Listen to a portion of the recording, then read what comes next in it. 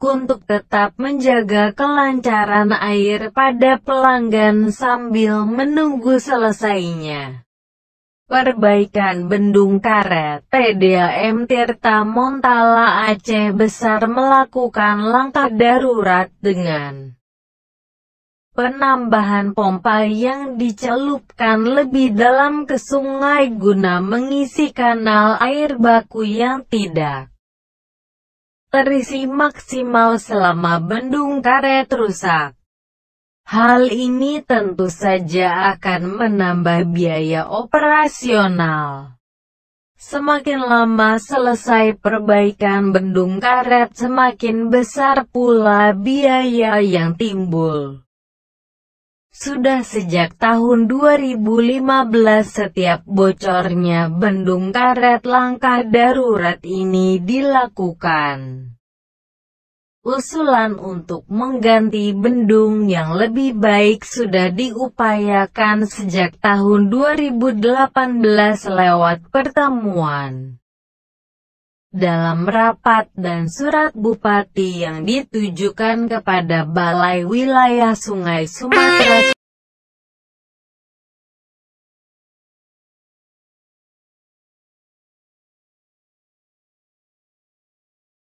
Keberadaan bendung karet ini sangat penting untuk menaikkan tinggi muka air sehingga dapat dimanfaatkan untuk mengairi saluran irigasi, penyediaan air baku maupun sarana pengendali banjir. Kebocoran bendung karet Kerung Aceh di kawasan Lambaro, Kecamatan Ingin Jaya, Aceh Besar.